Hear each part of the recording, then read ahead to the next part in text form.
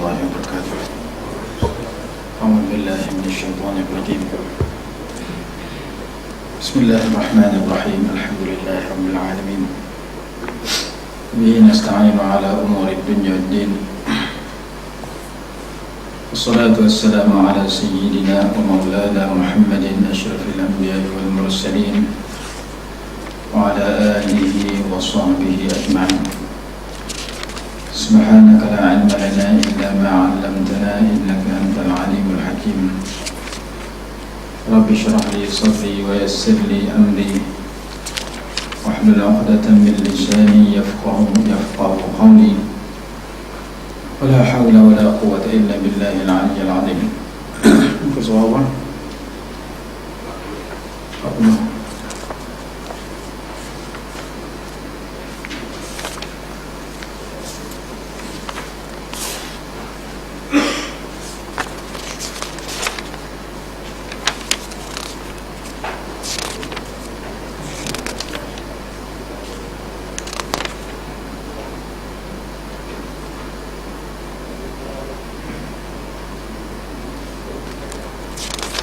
tajuk buah tu ini 38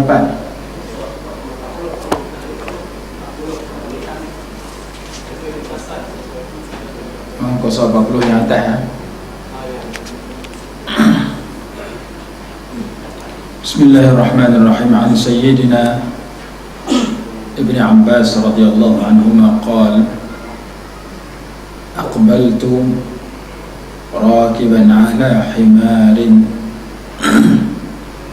أتاني وأنا يومئذ قد ناهزت الاحتلام ورسول الله صلى الله عليه وسلم يصلي بمنى إلى غير جدار فمررت بين يدي بعض الصف وأرسلت الأتانا ترتع فدخلت في الصف فلم ينكر ذلك علي.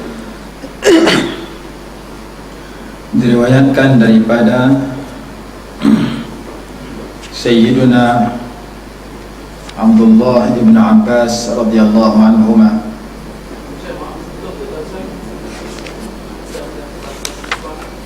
Qaswat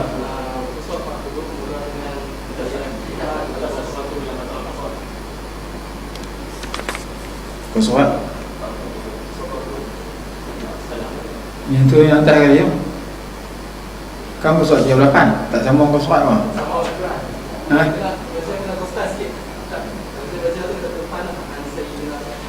Yang mula dia kan? Oh, tu yang kau surat tak sama. Saya yang kau surat 40 belajar. Bantu 40 tak satu je. Ya. Kau surat saya punya 38. Oh, ada tu ya. Lintasan seseorang tidak membatalkan solat. Ini kita masuk dalam bab sutrah. Sutrah maksudnya kita semayang depan kita tu ada sesuatu yang boleh kita jadikan sebagai jarak antara kita dengan sesuatu itu. Kalau ada orang lintah di antara kita dengan jarak tersebut, kita boleh tahan dia. Dan sutrah ini yang paling kuat sekali, yang paling baik sekali, dinding. Maksudnya kalau kita nak sembahyang sunat, kita tak mau orang lintah depan kita, ni sutrah yang terbaik. Jarak kita dengan sutrah 3 hasta. Macam jarak ni, jarak antara satu sah dan satu sah. Itu sutrah yang paling terbaik. Nombor 2, tiang. Kalau kita tak mau main kat dinding, kita duduk dekat tiang. Kita sembahyang, tiang ada depan kita. Maksud tiang duduk depan kita tu bukan duduk betul kita. Tiang tu duduk sebelah kanan kita atau sebelah kiri kita. Dan jarak antara kita dengan tiang macam jarak antara sah pertama dengan dinding tadi. Contohnya kita sembahyang Jumaat di masjid yang luas. Habis sembahyang Jumaat kita nak sembahyang ba'diyah. Kita nak pergi ke dinding depan tu jauh sangat. Maka kita cari tiang. Kita sembahyang dekat dengan tiang. Tu yang kedua. Yang ketiga, sesuatu yang nampak tinggi. tinggi dah. Lebih kurang 30 cm. 30 cm ni tinggi lah. Tinggi meja tu. Ada? Tinggi sikit. Satu kaki. Beg kah? Itu yang tinggi. Meja ni kah? Ni meja ni lebih dari 30 cm lah. Bagi kita dengan benda tu, itu pilihan yang ketiga. Pilihan yang keempat, tongkat. Tongkat ni boleh kita guna tanah lapang. Kalau di sini nak pakai tongkat lah. Kecuali tongkat yang jenis ada kaki tu, orang duduk bawah, orang tak larang, tak tekan kan. Angkat letak dia ada kaki, siap tak dia terbajak tinggi, tu boleh jadi sutera. Pilihan kelima, tongkat tak ada, buat garisan. Ada garisan tu sama ada betul ni ataupun betul ni. Pilihan yang keenam, hamparkan sesuatu tempat semayang seperti sejadah. Jadi sejadah tu pilihan last sekali untuk sutera. Dan hukum meletakkan sutera ni sunnatul muakkadah, sunat yang amat dituntut di sisi mazhab kita dan kebanyakan mazhab. Kalau menurut mazhab Maliki, hukum dia wajib, kalau tak silap. Dalam satu kitab disebut mazhab Maliki kita wajib mengadakan sutera. Kita sunat muakkad. Selain daripada mazhab Maliki, sunat muakkad, sunat yang amat dituntut. Jadi kita faham malam ni bahawasanya kalau kita nak semayang seorang, semayang sunat, yang paling baik sekali tarik. Orang lintas kita boleh tahan. Tapi kalau tak ada sutera, kita pergi semayang betul pintu tempat orang duduk lintas, jenuh tahan kita. Tahan orang buat tak arti, hang pandai main duduk tang pintu apa. Kita semayang ba'diyah, duduk tang pintu, tang orang duduk lalu pula. Orang nak keluar ni kita duduk tu. Lepas tu orang lalu kita tahan. Jenuh tahan, tak kena tempat. Jadi sutera ni antara yang jarang orang ambil peran. Hatta di masjid-masjid contoh masjid ni saya tak tahu, saya tak nak bayang. Masjid yang besar-besar, masjid yang besar-besar, kalau time sembahyang Jumaat, orang ramai, dia masuk dalam mihrab, imam dalam tu. Tapi kalau time sembahyang Zuhur Asar, tak ada ramai, dia duduk lain tu imam. Jadi jarak antara tu imam dengan sutera lebih daripada 3 hasta, seolah-olahnya tidak ada sutera. Ramai dalam masjid buat tu jambah, macam tak ada hal, tak ada sutera. Patung makmum, kalau tu imam ada sutera, sutera tu imam tu sudah memadai kepada makmum. Suteratul imami, suteratul man khalfahu. Sutera bagi tu imam, sutera bagi orang yang di belakang. Jadi makmum tak ada sutera, tak apa pasal dia pakai sutera tu imam. Tiba-tiba tu imam tak ada sutera, maka dia telah meninggalkan salah satu daripada perkara yang sunat dituntut. Jadi kalaulah seseorang tu imam nak sembahyang Jumaat, tak mau duduk dalam mihrab seperti sembahyang 5 waktu yang lain dan duduk di luar, silakan. Tapi kena ada macam ni, kena ada benda tinggi duduk depan dia sebagai sutera. Dia pakai sejadah, sejadah tu nombor 6 dah. Selama mana boleh cari yang lain, sejadah jangan cari, sejadah ni pilihan terakhir. Maksud dia, kalau tu imam nak sembahyang di luar, jauh pada mihrab, jauh pada dinding mihrab, dia kena ada benda lain depan dia. Contoh di mana? Masjidil Haram. Tu imam depan dia ada Kaabah, tapi kalau dia jadi imam, dia letak depan dia benda. Dia buat macam apa? Macam bukan tirai, apa? Pengadang dia buat bulat tu. Macam ni, macam jarak kan. Tu imam yang malam ni sutera dia. Padahal depan dia Kaabah, bukan jauh mana. Cuma oleh kerana jarak dia dengan Kaabah lebih daripada 3 hasta, seolah-olahnya sutera itu tidak ada, maka dia kena wujud satu benda yang lain. Kalaulah setengah tu imam nak duduk di luar juga, macam kita tengok dalam kebanyakan masjid, Nak tak benda ni orang tak pernah buat, jarang wujud. Nak tak meja pun jauh. Paling kurang batang mikrofon tu ada depannya. Atau bila duduk bang, tak depan dia, sama ada belah kanan ataupun belah kiri dia, maka dia memilih sutra yang jenis yang selain pada dinding ataupun tiang dia.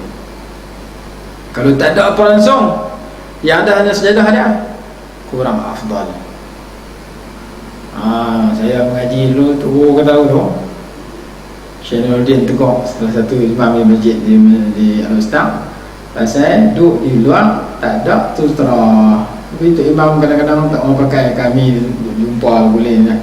Bila dulu tak ada apa, tak pasal, tak boleh benda sunat. Cuma sekadar kita tahu bahawasanya sutra itu benda yang tinggi duduk depan kita, dan jarak antara kita dengan sutra jangan bagi lebih pada 3 hasta.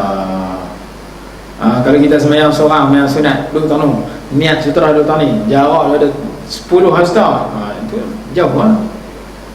Jenam kami orang lalu tahan-tahan, dia lalu ke depan pada tangan kita, 2-3 depan pada kita, dia babai kita pula, kita ada tahan, dia babai. Macam dia baca cerita semayang kena Mekah mana, kita tahan, dia suruh tangan salam kita. Kita semayang tahan, kau tu lalu, kau tu kita suruh, dia apa? Dia buat tangan kita. Dia tak menjibat sutra. Dia kata tengah semayang bagus tu, lepas ni salam aku, salam sekian ni jawab. Jadi kita berhak menghalang kalau kita ada sutra. Kalau tak ada sutra tak ada halang. Sebab jadi masalah. Jadi kita faham hari ini, esok ke lusa ke bila kita mai semayang jemaah di sini, tiba-tiba kita nak semayang sunat subuh pagi esok, contoh dia, tempat yang terbaik duduk kami. Saya boleh abang, saya pun kadang lepas belakang. Cuma abang kata tempat paling bagus untuk semayang dan sutra yang terbaik kita dengan dinding. Semayang jemaah pakai tu imam, pakai tu imam. Kita duduk tahu pun cara sutra dah ada. Tapi semayang sunat seorang-seorang, cari dinding. Itu yang paling bagus sekali. Tak mau dinding, tiang. Dan tiang bukan kita betul tiang. Betul tiangnya orang kata sembah tiang lah. Ulama kata pasal apa tak bagi betul tiang? Saat ni orang nampak, orang kata macam sujud kepada rokok, sujud kepada tiang. Jadi tiang duduk sebelah kanan kita duduk sebelah kiri tiang, ataupun kita duduk sebelah kanan tiang duduk sebelah kiri. Jarak kita antara tiang 3 hasta. Itu pilihan yang kedua. Tak boleh yang tu bawa ambil pilihan yang belakang. Jadi saya kalau saya pergi sembahyang Jumaat, saya nak sembahyang sunat ba'diyah Jumaat contohnya, saya nak pergi ke dinding depan jauh sangat, saya cari tiang, mengamalkan sutra pilihan yang kedua. Dan kalau orang tanya nak sembahyang tu imam sembahyang fardu zuhur asar, nak duduk macam duduk tempat macam ni, maka seeloknya kena ada benda depan dia yang dijadikan sutra.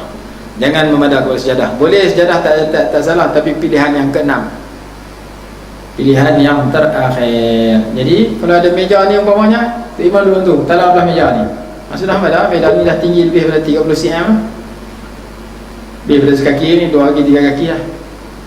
Kalau tak ada meja, memadah dengan batang mikrofon tu ada depan. Kalau batang mikrofon tak ada, meja tak ada, yang tu sebahagian ulama kata tak berapa lengkap lagi, kurang bagus lagi. Lebih baik dipiduk dekat dengan tiang, supaya tiang itu dinding itu menjadi sutra. Jadi kalau saya cerita hari ni, kita singgah di mana-mana masjid Zuhur Asar, ada orang buat macam saya kata? Banyak yang tak ada. Pasal orang jarang sebut, orang jarang guna. Saya pergi Mekah ziarah Syed Muhammad bin Ali Al-Maliki rahimahullah, masa tu dia masih hidup. Dia sebenarnya jemaah macam ni, jarak antara tu imam dengan dinding agak jauh, lebih kurang macam ni. Saya kata tu imam duduk tadi dinding dulu tu, dia adakan depan dia pengadang bulat, mana dia sujud, kepala dia dengan pengadang tu terlalu dekat. Karena jarak setengah seperti mana jarak antara 2 saf, 3 hasta macam saf ni, ni kapten. Jangan kita duduk antara saf pertama dengan kita dengan tu imam lebih daripada 3 hasta, tu imam dengan saf pertama dengan saf kedua lebih daripada 3 hasta. Sebab itu digalakkan kalau orang buat masjid, jangan buat mihrab terlalu luas, terlalu panjang. Saat ni tu imam dengan mihrab, dengan dinding mihrab jauh lebih daripada 3 hasta. Kalau tak jauh, kalau buat juga pun, kalau tak dia dengan dinding tu lebih jauh daripada 3 hasta sekalipun, kurang-kurang di kadang-kadang dia letak Quran, mushaf Quran, mushaf tahajud duduk depan untuk dia baca bila-bila bulan Ramadan dan sebagainya. Mushaf tu jadi setempat meja mushaf tu sebagai sutra dia. Okey, sudah malam. Kadang tinggi macam ni, jadi letak Quran tengah ni. Jadi dia antara dinding jauh, tapi dia dengan meja ni dekat, maka meja tu sebagai sutra. Jadi yang ni benda yang agak pelik, yang jarang disebut di tempat kita, dan kalau kita tengok di masjid-masjid pun jarang ada. Kalau tu imam lepas keluar lah. Jadi kalau kita nak beramai, kena ada sekurang-kurangnya benda yang lain seperti besi mikrofon itu ataupun meja. Kalau pengadang memang jarang jumpa. Dia kata pengadang pagi no, dinding dah ada. Pasal dinding jauh, kita dengan sutera 3 hasta. Kita kalau kita duduk di luar ni, dinding duduk sana, berarti 6 hasta, 7 hasta. Jadi jarak antara imam dengan dinding jangan lebih daripada 3 hasta. Jarak antara imam dengan makmum jangan lebih daripada 3 hasta. Jarak antara saf pertama, saf kedua, saf ketiga jangan lebih daripada 3 hasta. Melainkan saf perempuan boleh jauh daripada lelaki walaupun lebih daripada 3 hasta. Saf perempuan dengan lelaki dipisahkan dengan jarak yang agak jauh, umpamanya silakan. Ada dalam kitab I'anatul Talibin, walaupun jarak jauh tak apa. Tetapi di antara satu sah dengan satu sah, sah perempuan yang pertama dengan sah perempuan yang kedua, sah lelaki yang pertama dengan sah lelaki yang kedua, ketiga, keempat dan seterusnya, jangan lebih daripada kadar 3 hasta. Oh, kadang-kadang ada tiang. Bila tiang ada tu yang kami duduk 6 hasta, saya putus dengan tiang. Ulama kata tiang tidak memutuskan saf, mimbar tidak memutuskan saf. Sekiranya kita duduk di saf yang pertama ada mimbar, putus dengan mimbar, mimbar dianggap tidak memutuskan. Sebelah sana masih saf pertama, sebelah sini masih saf yang pertama. Kalau satu-satu saf itu diputuskan oleh tiang, tiang tidak memutuskan saf, hadut sebelah tiang kiri kanan tetap saf yang pertama. Kalau tiang ada pada saf yang pertama.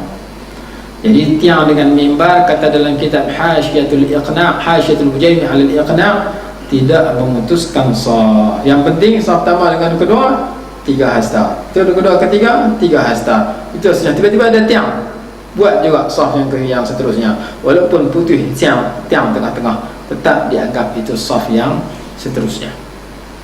Itu satu masalah. Masalah seterusnya, orang timbul hukum semayang di atas kubur ataupun sembahyang di masjid yang ada kubur. Dia berkata tak boleh, tanya orang hadap di belah kubur, pergi duduk sembah si mati dalam kubur tu lah. Tapi tempat kita ni tak ada budaya tu. Budaya buat kubur dalam masjid ni tak berapa ada. Tempat negara Arab banyak, di Indonesia pun ada, tempat kita jarang ada. Tempat kita kadang orang marah lah, buat kubur depan masjid. Ni masjid, buat tanah perkuburan depan tu. Jadi tu imam mayang, depan pada mihrab tu imam ada kubur.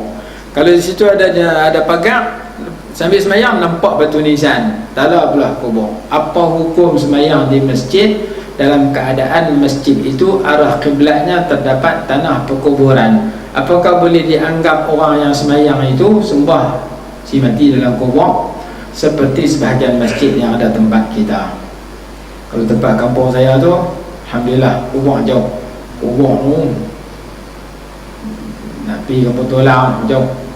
Tapi kalau kota Sarang Semut, tuan-tuan biasa singgah semayang, kubur ada depan. Tengah-tengah hari pergi semayang, nak semayang seorang-seorang, nampak kubur depan. Tengah malam dia semayang, semayang cabut dulu. Kubur ada depan. Kita semayang dalam masjid, pagar jarang ada depan kita ada kubur. Apakah dianggap kita menghadap kubur? Maka ulama kita menyatakan sekiranya sudah ada sutrah, maka ia tidak dianggap menghadap kubur. Pasal dinding kubur itu ataupun pagar yang ada depan kita itu merupakan pemisah antara kita dengan kubur. Jadi kita, walaupun kita nampak kubur ada depan, tapi pagar itu merupakan sutrah. Sebagaimana kita sembahyang dalam Masjid Nabawi, kubur Nabi Muhammad SAW ada dalam masjid. Kalau ada orang kata sembahyang masjid ada kubur tak sah, tu macam mana dengan sembahyang dalam Masjid Nabawi? Dia kata tu benda khusus bagi Rasulullah hukum khusus, tak ada kalangan orang lain. Baik tu Sayyidina Abu Bakar, Sayyidina Umar. Kubur baginda berdua ada dalam Masjid Nabawi, dan seluruh ulama sepakat sembahyang dalam Masjid Nabawi adalah sah walaupun ada kubur dalam masjid. Berarti hadis yang diperguna kata tak boleh sembahyang dalam masjid ada kubur tertolak dengan Masjid Nabawi sahaja. Pasal apa kita sembahyang tu? Dulu masjid duduk di luar, diperbesarkan masjid. Dulu kubur duduk di luar, diperbesarkan masjid, maka kubur duduk tengah-tengah masjid. Kiri kanan masjid, depan masjid, kiri masjid, kanan masjid, belakang masjid. Ulama kita kata oleh kerana ada dinding antara mereka yang berada di belah belakang yang menghadap ke arah kiblat, yang menghadap ke arah kubur, maka dinding itu adalah sutra. Maka tak timbul masalah dilarang sembahyang menghadap kubur, kerana kita bukan menghadap kubur, kita menghadap kiblat, dan kubur itu tertutup dengan sutra, iaitu dinding kubur ataupun dinding makam yang kita hadap tersebut. Jadi sebagaimana situ boleh dengan sebab ada dinding, maka kubur-kubur di negara Arab tempat orang tanam mayat, kadang-kadang ulama-ulama duduk dalam kubur. Kubur Imam Syafi'i duduk dalam masjid Imam Syafi'i, kubur Imam Ahmad, kubur Imam Zakaria Ansari seperti Imam Syafi'i. Jadi setengah-setengah masjid di negara Arab, di Syria kubur Nabi Yahya dalam masjid di negara Arab, maka tak timbul masalah jadikan masjid sebagai kubur, jadikan kubur sebagai masjid, ataupun menghadap ke arah kubur itu, kerana sudah ada sutrah, yakni kubur itu sudah ada dinding. Kalaulah takdir menghadap kubur sekalipun, ulama membahaskan lagi. Imam Malik yang meriwayatkan hadis tak boleh menghadap kubur, dibahaskan tentang masalah menghadap kepada kubur dalam kitab-kitab yang mereka bicarakan. Kesimpulan dia, bila kita baca hadis mengenai bab sutrah, mengadakan sutrah, mewujudkan sutrah adalah hukum dia sunnatun muakkadatun, sunat yang amat dituntut. Mazhab Maliki wajib, mazhab kita sunat yang amat dituntut, dan sutrah itu ada beberapa peringkat. Peringkat kelima, ya khutta khattan, membuat garisan. Garisan tu sama ada kod ni ataupun kod tu. Dua cara, tapi benda tu kita jumpa dalam kitab, tapi jarang orang jumpa orang buat garisan tu. Mungkin di tengah tanah lapang tu boleh ya. Kalau dalam masjid surau ni dah ada lah. Cuma kita nak ambil yang terbaik. Kalau satu benda yang kita ingat, besok-besok kita balik kampung ke mana, tengok-tengok ada tu imam sembahyang di luar, dia tak pakai macam ni, abang kata saya mengaji malam tu, ustaz kata paling kurang pun kena buh tiang mikrofon tu di kanan ataupun kiri tu imam, jarak antara tiang dengan tu imam tak lebih kurang 3 hasta sahaja sebagai sutrah, kerana sutrah itu lebih kuat daripada sejadah sahaja. Kalau setengah masjid dia buat apa, pengakai kayu ataupun di penghadang yang dibuat daripada kayu.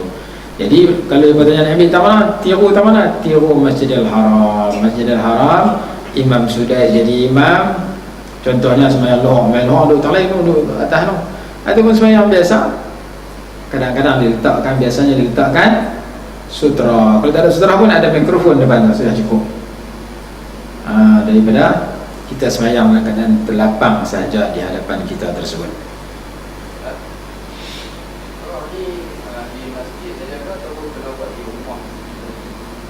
Sama di mana-mana tempat, di rumah kah, di tengah padang kah, di mana, bagi ada. Apa kelebihan sutra tu? Hikmah ada supaya kalau orang lalu antara kita dengan sutra itu, kita sunat menghalang dia. Kalau dia gagah lalu juga, kita tahan juga, kita tahan, kita tolak jatuh-jatuh mati. Kawan tu ada jantung lah, serangan jantung, sakit jantung, kita tolak-tolak jatuh-jatuh mati. Maka orang yang menolak, menyebabkan kawan tu mati dengan sebab dia halang, maka kematian dia itu tak boleh diqisas, tak boleh balas kepada orang sembahyang, kerana itu salah kawan tu pergi lintah tengah orang sembahyang. Hadis kata fal yuqatil, naklah bunuh dia, bukan boleh ambil senapang tembak tu. Maksudnya orang yang sembahyang tu lebih berhak menghalang daripada orang lintah depan dia, kerana dosa lintah tu begitu berat. seseorang itu berhenti 40 lebih baik daripada dia melintah di hadapan orang yang sedang semayang. Ada kata 40 hari, ada kata 40 tahun. Nah, abang kata lebih berat kesalahan lintah depan orang yang semayang, di mana di antara orang semayang tu sudah ada sutrah antara dia dan tempat dia semayang, itu penghalang. Jadi sutrah ni di mana? Di segala tempat bila kita semayang. Semayang dalam rumah, kita cari sutrah. Semayang dalam masjid, dalam surau, semayang tengah padang, cari sutrah. Wujudkan sunat cari sutrah. Kita walaupun tak ada orang, sunat kita sutrah. Contohnya kita bayang tahiyat masjid seorang-seorang, masjid dah nak tutup, orang lain berkat balik, kita seorang-seorang sehingga masjid pukul 3 petang, mana ada siapa, kita pergi duduk di sutrah, duduk dekat dengan sutrah. Jadi ittikhazus sutrah, mengadakan sutrah itu di hadapan orang yang semayang untuk dia menghalang di antara diri dia, untuk sutrah itu menghalang antara diri dia dan di antara orang yang lintah, seperti dinding atau tiang atau sesuatu yang nampak tinggi, atau tongkat atau garisan yang digaris, atau hamparan yang dihampar seperti sejadah. Semuanya itu adalah satu perkara yang sunat. Sebelum semayang lagi disunatkan, anna Rasulullah SAW kana idza kharaja yaum al-'id amara bil harbah. Nabi SAW bila keluar pergi semayang pada hari raya, Rasulullah semayang tengah padang, memerintahkan agar dipacak tombak, diletakkan di hadapan baginda. Maka baginda semayang menghadap ke arahnya dan makmum yang lain di belakang baginda. Demikian juga baginda lakukan ketika bermusafir. Hadis riwayat Imam Al-Bukhari. Baik, kita masuk dalam bab perbicaraan kita sikit. Lintasan seseorang tidak membatalkan semayang. Hukum dia makruh tapi tak batal semayang walaupun ada orang lintah depan kita. Imam Bukhari rahimahullahu ta'ala di dalam sahihnya, muka surat 9590 juzuk 1 Fathul Bari, meriwayatkan bahawa Ibnu Syihab Az-Zuhri rahimahullah pernah ditanya, apakah solat dapat diputus atau dihentikan oleh sesuatu? Apakah solat tengah-tengah semayang kucing lintah, batal semayang kita? Tengah-tengah orang lelaki, tengah-tengah semayang perempuan lintah, batal semayang dia? Lalu dia jawab, aku pernah diberitahu oleh Urwah ibnu Az-Zubair radhiyallahu anhu bahawa Aisyah radhiyallahu anha pernah mengatakan, sungguh terjadi bahawa Rasulullah SAW bangun lalu menunaikan solat pada satu malam, dan aku melintangi antara beliau dan qiblat di atas katil. Kata katil, hamparan, bukan tidur atas katil, tak, hamparan firash, tilam.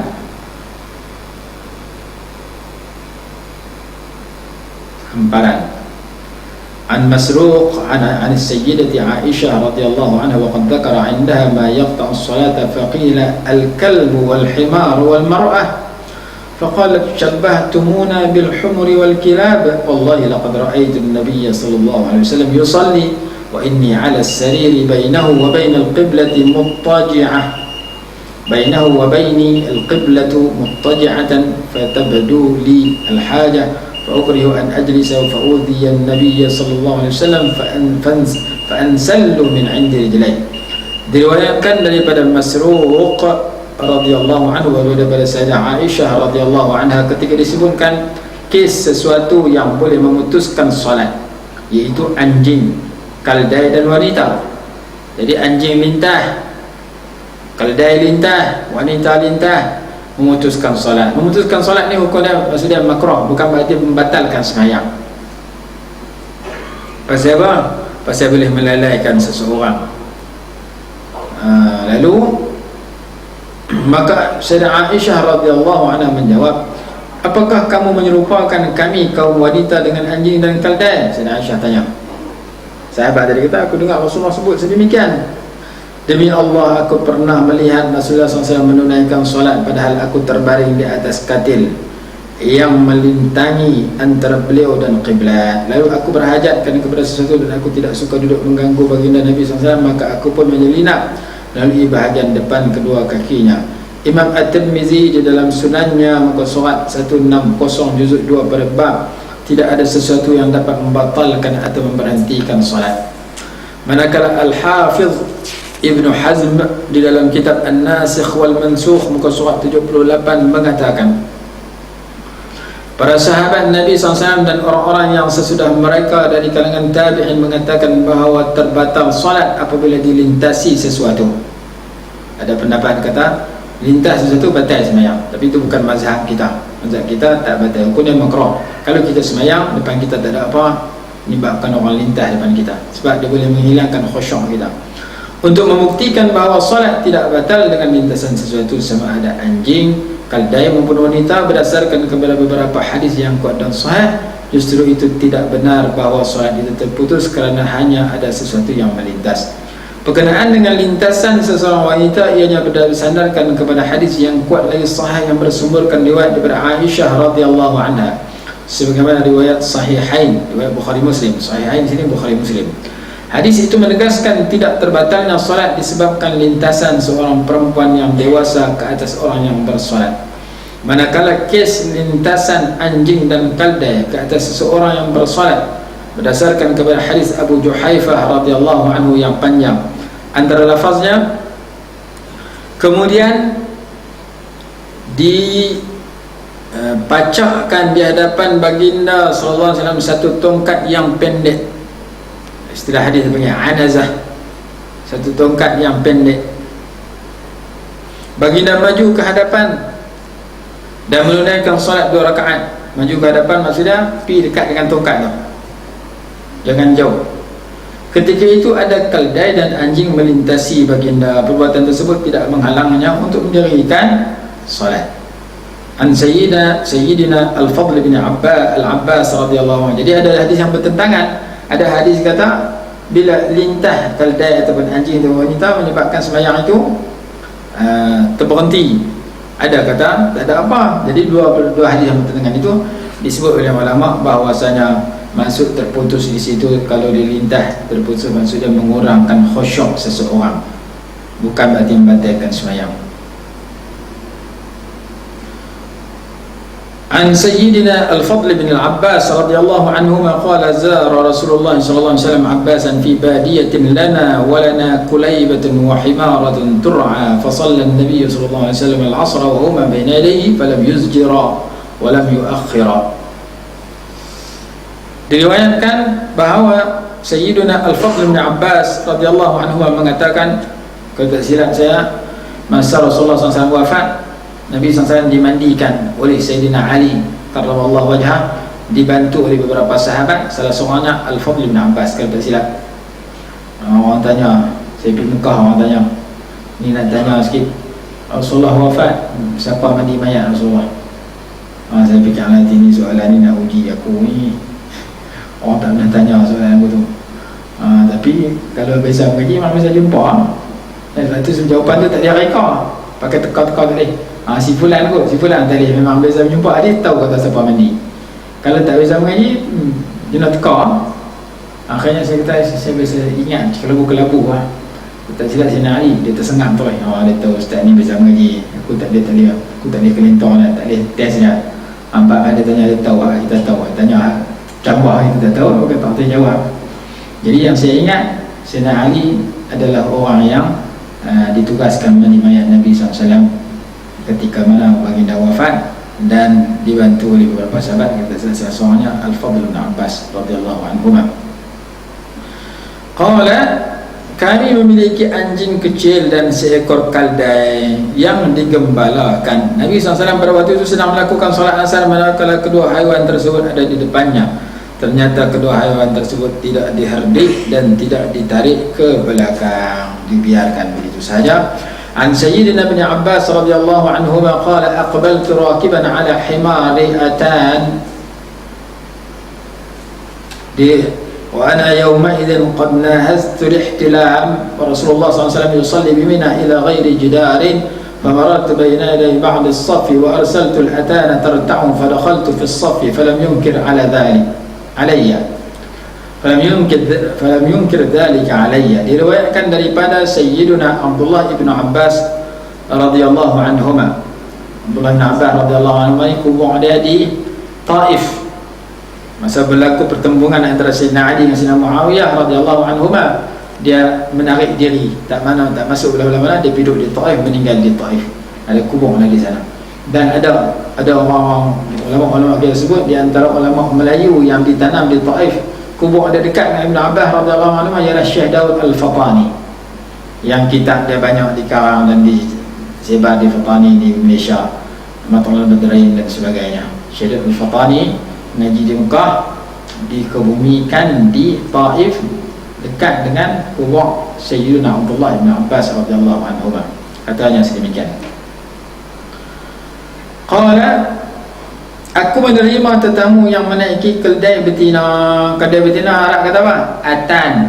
Jangan lupa nama anak lelaki kita Atan. Atan, oh Atan, tu kedai. Maksudnya kedai betina, kedai betina. Orang Melayu banyak pun nama anak Atan ni. A-T-A-N, Atan. Dia panggil anak. Anak nama lain tapi nama manja, Atan. Jadi Atan ni bahasa Arab kata kadai betina, kadai jantan himar, kadai betina Atan. Melayu kena pesan, jangan guna nama ni, jangan guna istilah Atan ni. Mana ada kadai betina. Tetamu yang mai jumpa aku tu, aku datang sebagai tetamu. Aqbaltu rakiban ala atanin ala himar atan wa ana yawm. Aku datang bukan aku menerima tetamu. Aku pergi. Aqbal tu mana aku datang. Terjemahan ni mungkin silap cetak. Sebenarnya aku datang. Aqbal tu aku datang, bukan aku menerima tetamu. Aku datang menaiki seekor keldai betina. Ketika itu aku sudah mendekati dewasa, umur belasan tahun, hampir baligh. Sementara itu Rasulullah SAW sedang solat di Mina, menghadap ke tempat yang tidak berdinding. Ini menunjukkan boleh tak ada tempat dinding, cuma kalau ada dinding itu lebih baik, terbaik. Aku melintasi, jadi pasal apa hujah ni banyak sangat nak menolak pendapat yang kata mengadakan sutrah itu wajib, seperti mana mazhab Maliki. Mazhab kita tak wajib, sunat, tapi sunat yang muakkadah, sunat yang amat dituntut, seperti sunatnya sembahyang raya, puasa raya haji. Aku melintasi sebahagian saf di depan. Dia budak-budak yang masa tu. Kita dapat pada hadis yang kita faham, kalau kita tengah sembahyang orang lintas, kita sunat halang. Siapa dia? Orang tua yang sudah dewasa, yang sudah baligh. Kalau lintas tu umur 5 tahun, kita pun penampang dia, halang dia bukan faham, penampang jatuh nayah dia. Pasal dia budak-budak kecil bukan tahu apa.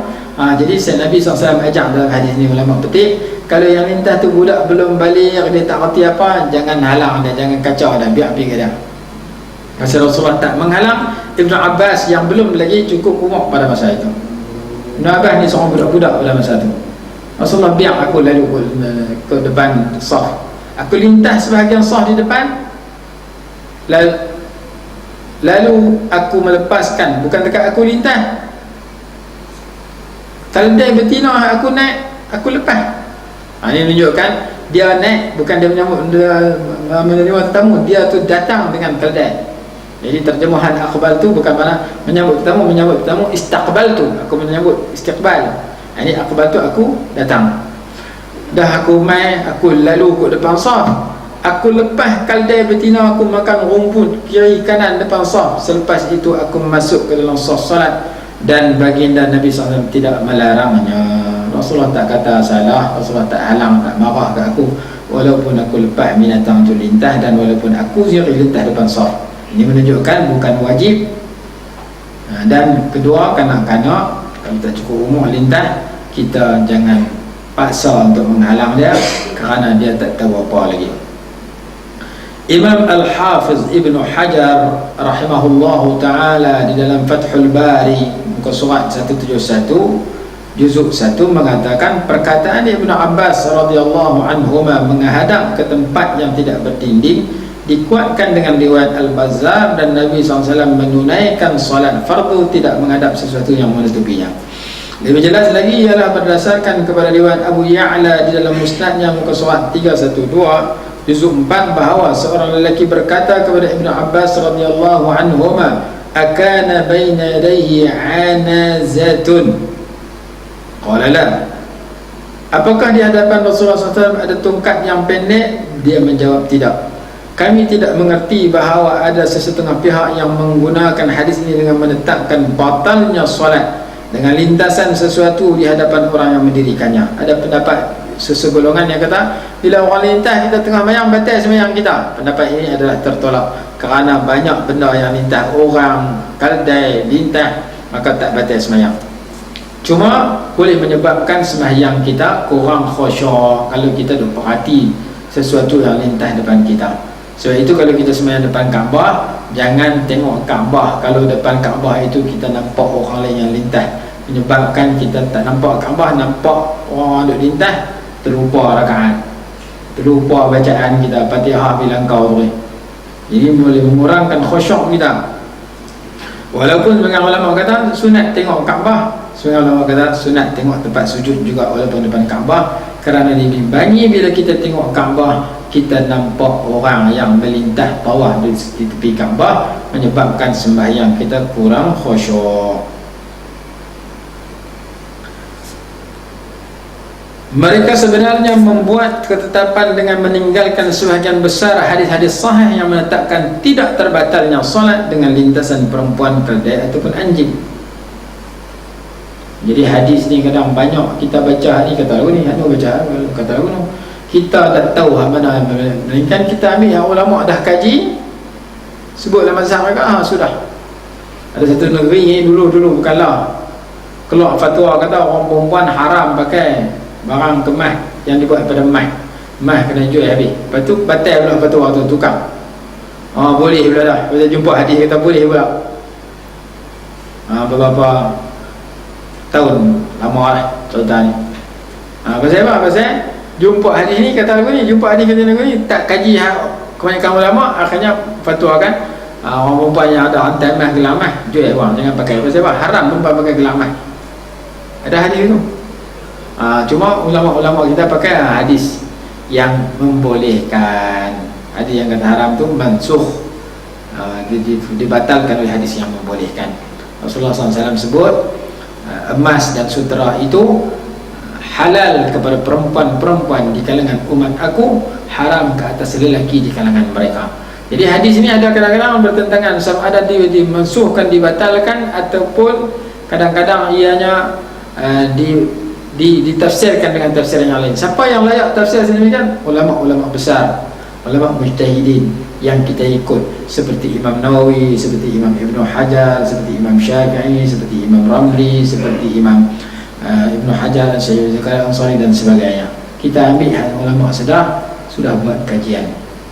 Daripada kita duduk rumah benda baru, duduk fatwa, canggah dengan alim ulama jadi masalah.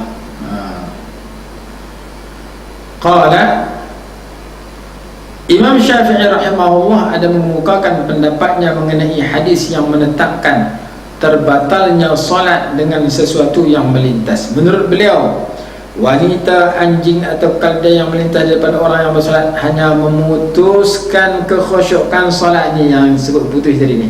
Kena garis ni. Ini ada orang tanya kita, orang anjing ataupun binatang ataupun manusia lintas depan kita, batal solat? Ada hadis kita batal? Imam Syafi'i tafsir batal bukan mana batal, maksudnya memutuskan khusyuk, menghilangkan khusyuk, mengurangkan khusyuk.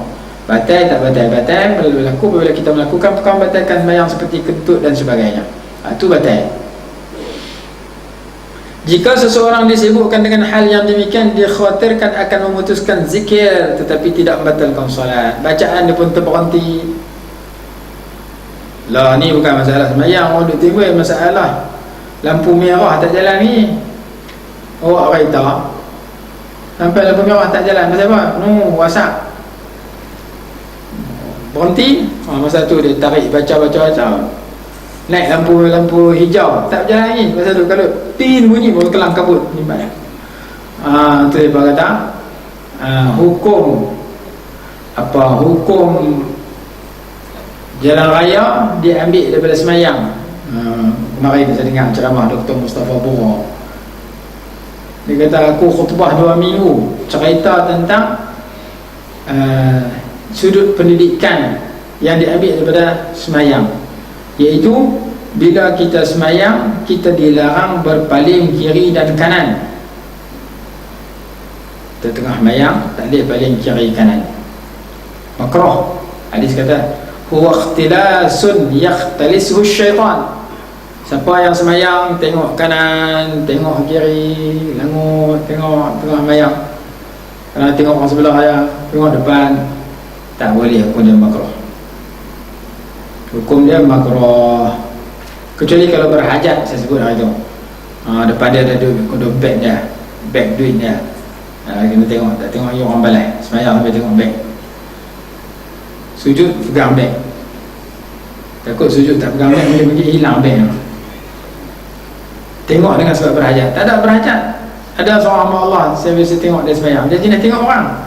Saya baca Fatihah surah, tengok orang sebelah. Tak payah nak buat. Tabiat dia tabiat paling tengah semayang. Jadi dalam hadis, berpaling tanpa sebarang hajat hukum dia makruh. Dia kata sebagaimana dalam semayang kita dituntut tengok depan, tengok tempat sujud, jangan paling kiri kanan dengan sebab tidak berhajat. Bawa kereta pun lagu tu juga adab dalam semayang tu diterjemahkan ketika bawa kereta. Sambil bawa kereta paling tengok belakang sembang. Ramai bila wah atau belakang pi tu arwah tu. Dia kata pengalaman aku main Malaysia kali pertama, orang sambut aku duduk belakang dengan anak aku. Lepas tu pemandu duduk depan, sebelah pemandu ada pengiring pemandu duduk depan. Aku sembang, dia paling duduk tengok aku. Kumbah dia, hoi, hang tengok depan. Ada paling sembang dia tu duduk belah kiri. Dia kata tengok depan, tak kira accident. Anak dia kata bukan dia bawa. Aku sembang. Pemandu di Malaysia duduk belah kanan, tempat kita belah kiri. Di negara Arab pemandu duduk sebelah kiri, pengiring pemandu duduk sebelah kanan. Dia main sini naik kereta tak tengok steering, tengok orang. Kawan tu saya memang paling belakang, dia marah lagi, accident mampu ya tak? Tengok depan. Dia kata tengok apa, aku bukan pemandu tengok sebelah, saya tengok lah steering duduk belah. Jadi kalau kita bawa kereta paling kiri kanan, maka ia adalah satu sikap yang tidak bagus, khususnya ketika kita berada di lebuh raya ke jalan biasa ataupun di lampu merah, lampu hijau, kita digalakkan tengok depan. Lepas tu dia kata pula, kita semayang, pernah tak kita di antara kita yang sedang semayang kita bercakap dengan handphone tengah semayang? Dengan dua orang punya handphone, lalu tengah semayang ni semua sakit semayang lain? Tak, dah batal semayang. Dia kata hukum tu kalau buat pi dalam jalan raya tengah buat kereta tak cakap, dia kata memang tu kelaku semayang tu kalau. Tapi kita setengah bawa kereta kita sembang berkepui. Pasal kita bawa kereta tak ikut semayang, kita ikut tawaf. Pasal tawaf orang sembang pakai handphone rata lah ni, tengah tawaf tepi Kaabah. Semayang sembang teka tawaf adalah perkara yang tidak dibolehkan kalau tak berhajat. Maksudnya kalau tak berhajat elok kita berzikir, kalau berhajat baru dibolehkan. Tidak makruh sembang. Makruh bersembang tengah tawaf, kecuali kalau kata-kata yang kita sembang tu kata-kata yang berhajat, seperti kita habang ke orang cara semayang ataupun kita berdoa dan sebagainya. Jadi dalam semayang kita tak cakap dengan handphone, dalam semayang kita sungat tengok depan, tak paling kiri kanan. Maka kalau kita bawa kenderaan kita tak paling kiri kanan, kita sudah mengeluarkan kelakuan yang baik di dalam sembahyang itu di luar sembahyang. Jika seseorang disibukkan dengan hal yang sedemikian, dikhawatirkan akan memutuskan zikir tetapi tidak membatalkan sembahyang. Justru menurut Imam Syafi'i rahimahullah, hal tersebut hanya mengganggu kekhusyukan salat dan tidak membatalkannya. An Suhaib al-Basri qala sami'tu ibn Abbas radhiyallahu anhuma yuhaddithu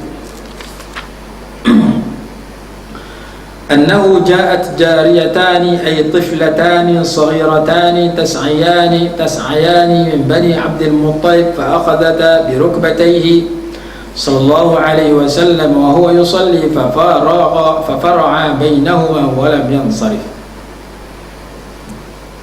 Kata dia,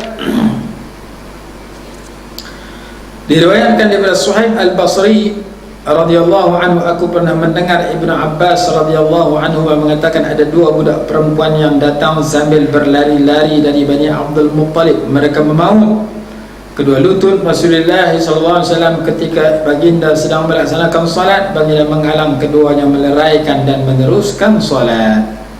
Ini contoh tidak membatalkan sembahyang.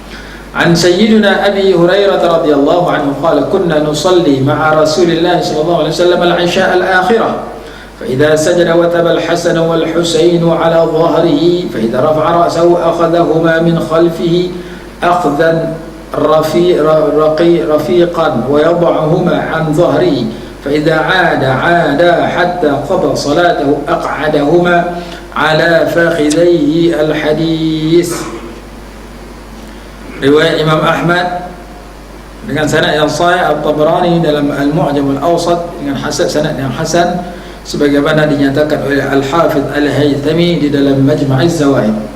Sayyidina Abu Hurairah radhiyallahu anhu mengatakan kami pernah menunaikan salat Isya akhir. Salat Isya akhir maksudnya sembahyang Isya betul. Kalau sembahyang Isya awal maksudnya Maghrib. Jadi kalau Isya ini dua Isya maksudnya Isya Maghrib dan Isya. Jadi Isya akhir maksudnya sembahyang Isya yang 4 rakaat. Kalau Isya awal sembahyang Maghrib yang 3 rakaat.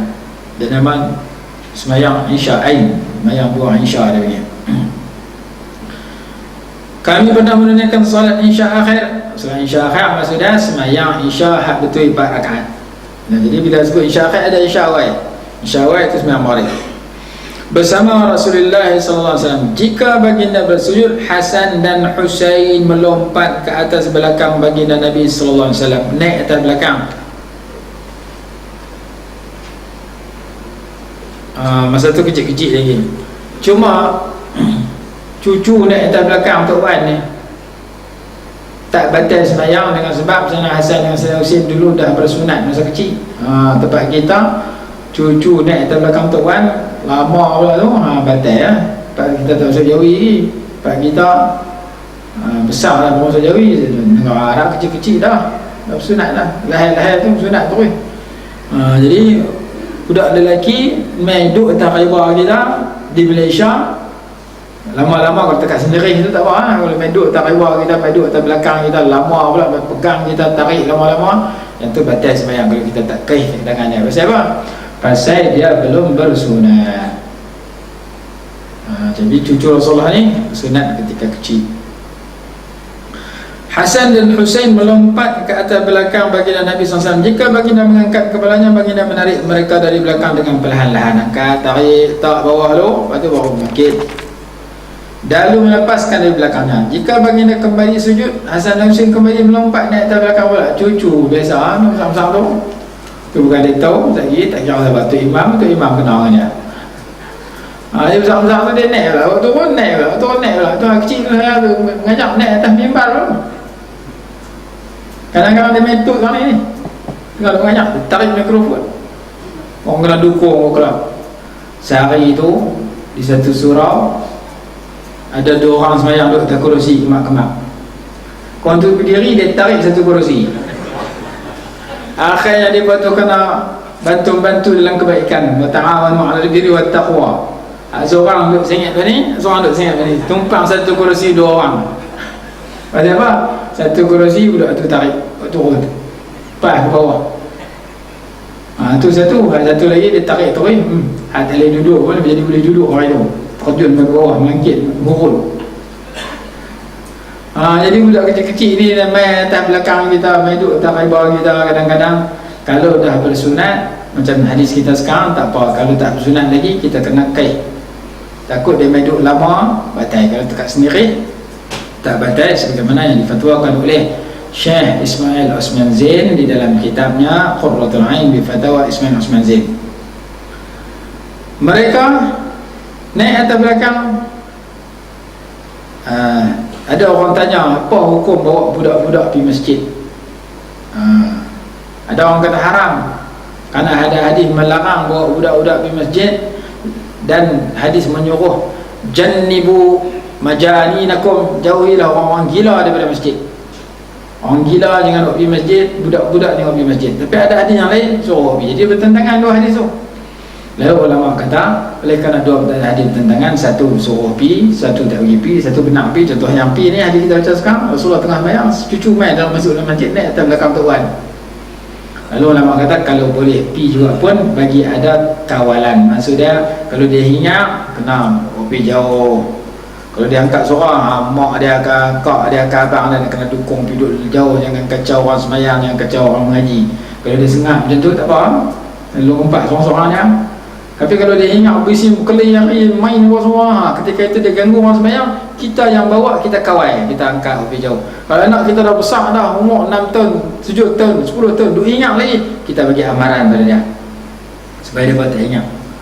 Jadi kalau bawa budak tu terkawal, maksud terkawal bukan duduk sopan macam kita, milau macam tu orang. Tak heran ke orang. Cuma dia jangan berkelak suara ganggu kita. Kalau ganggu, maka orang yang bawa tu sama ada teman dia, jiran dia ataupun mak pak tu sendiri kena usung budak tu duduk luar ataupun duduk yang lain, jangan sampai dia mengganggu kita. Tapi tempat kita orang bawa kadang-kadang dia tak peduli tu. Sebab tu bila kita buat kenduri, suara budak-budak kuat pada suara pak dengan mak dia. Dia pun jumpa geng pula, lawan lari lah apa semua. Hingat lebih daripada penceramah kadang putus idea pasal hingat dia bang. Jadi ibu bapa nak bawa anak ke masjid ke surau sebagai melatih dia bang. Saya ni tak bawa langsung, besar tak mau pergi terus. Pergi pinang anak orang tanya, rajin pergi masjid tak? Pergi tak berhenti. Dia awal ada pergi tak berhenti. Pak motor kata bagus menantu aku ambil dia buat menantu terus. Nikah tak pernah pergi. Dulu kata rajin, mana kata rajin, kata pergi tak berhenti. Masa sampai masjid dia lajak kita lain. Tu mana pergi tak berhenti. Pak motor kata pergi selalu. Tuan menikah tahuan. Jadi supaya anak kita besar esok pergi berhenti, bukan tak berhenti. Kecil-kecil kita buat pergi selalu. Pergi orang besar dia kenal dah masjid surau, maka dia boleh lekat. Kita tak pernah buat pergi bila kecil, sampai besar dia pergi tak berhenti semua. Dia lalu pergi berhenti padang gua.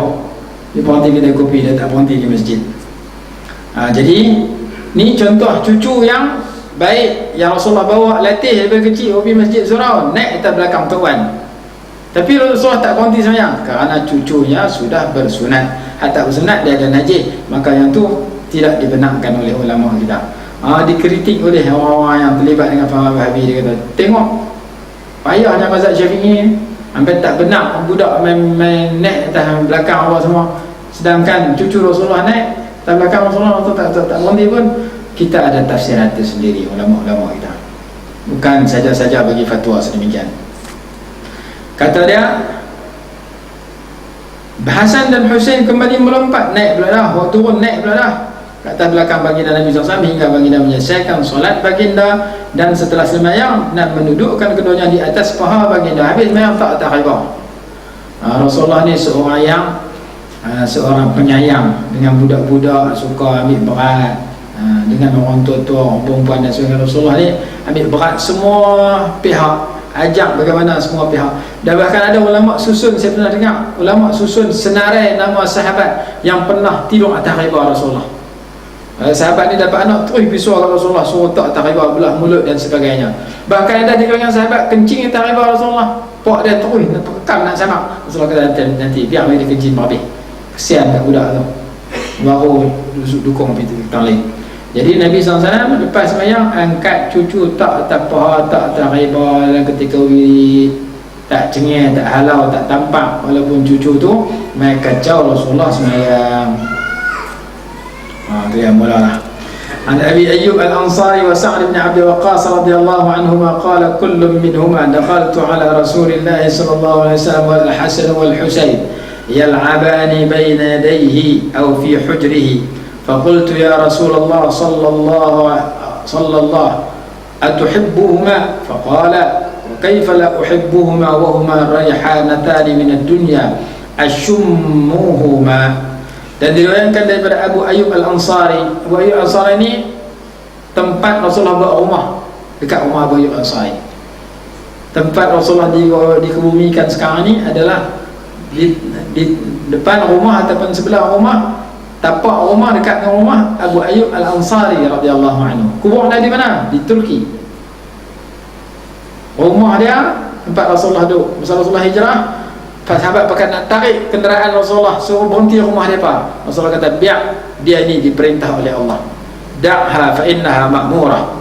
Biar dia berjalan. Dia diperintah oleh Allah. Dia akan berhenti tempat yang Allah kehendak. Akhirnya berhenti dekat rumah, di tempat jemuran kurma, di halaman rumah Sayyidina Abu Ayyub Al-Ansari radhiyallahu anhu. Nabi SAW pun bermalam di situ. Dia bawa pergi makanan, so Rasulullah makan lebih banyak. Kopi banyak, Rasulullah makan sikit, makan. Hal lebih dia ambil berkat Nabi SAW. Rasulullah wafat, isteri Nabi SAW simpan rambut Rasulullah dalam mayang.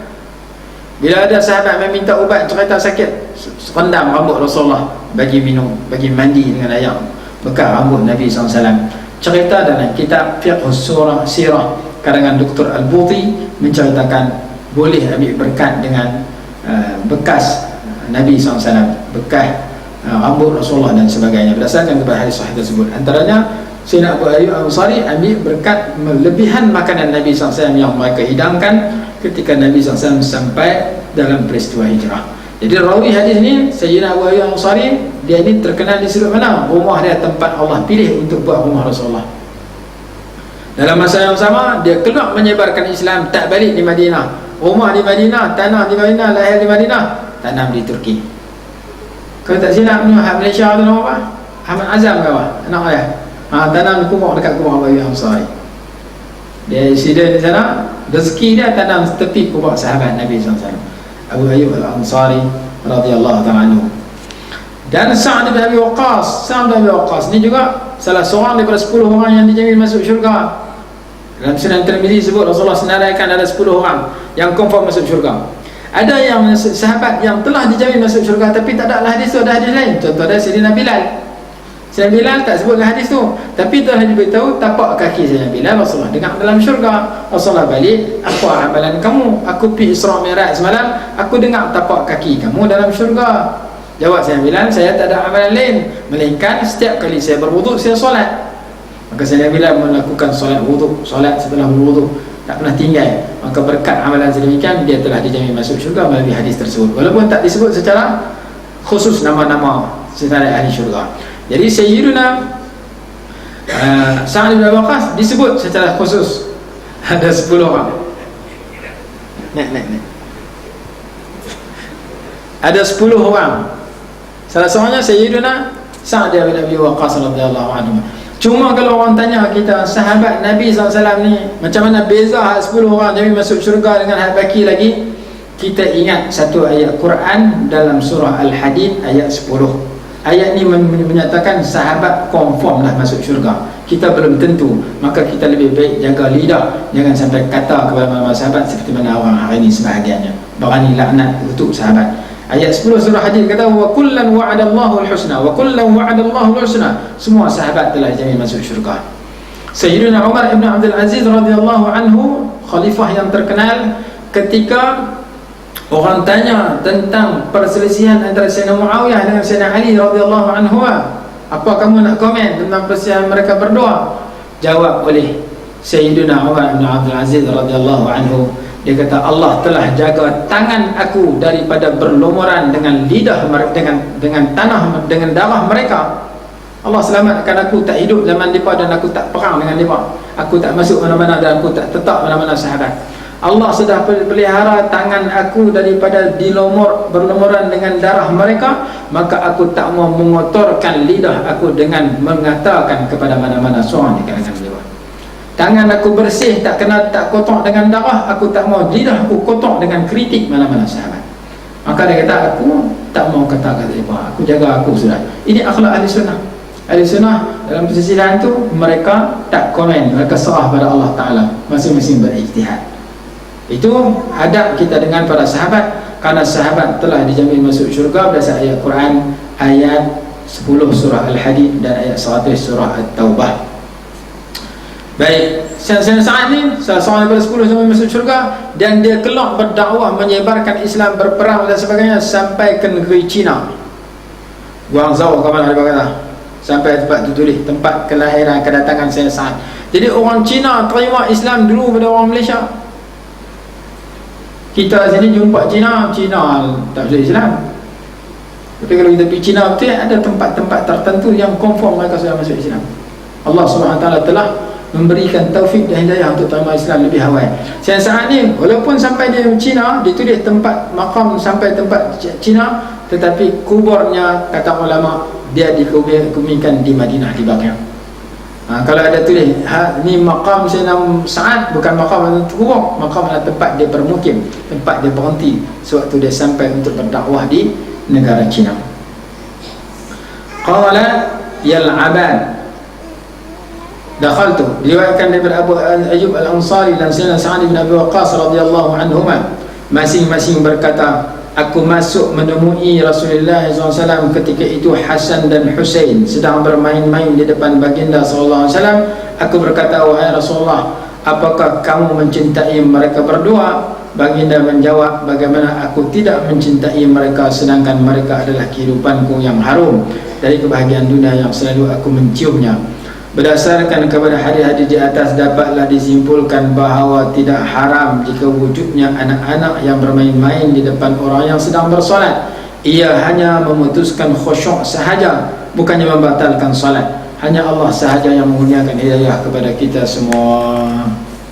Tajuk baru, menetapkan hijab ataupun tabir atau penghalang adalah sunat. Sama dengan tajuk yang kita sebut tadi. Menetapkan hijab di sini maksudnya dinding tiang yang tadi.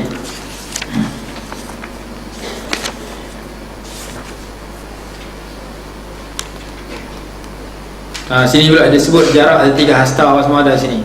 Cuma saya ceritalah tadi secara ringkas, dan sini disebut catatan kenaan dengan 3 hasta penghalang atau benda, dinding, tiang masjid dan selainnya, dan jarak di antara kita dengan hasta, dengan dinding tersebut 3 hasta. Jika tidak ada penghalang dinding dan tabir, maka adalah diadakan tongkat atau barang atau kenderaan kita kalau di tengah kawasan lapang, atau diletakkan di depan kita. Ukuran tongkat juga sekitar 2/3 hasta atau lebih, atau seukuran seekor unta. Hal ini sebagaimana disebutkan dalam hadis yang sahih. InsyaAllah kita sambung pada pertemuan yang akan datang. Wallahu a'lam.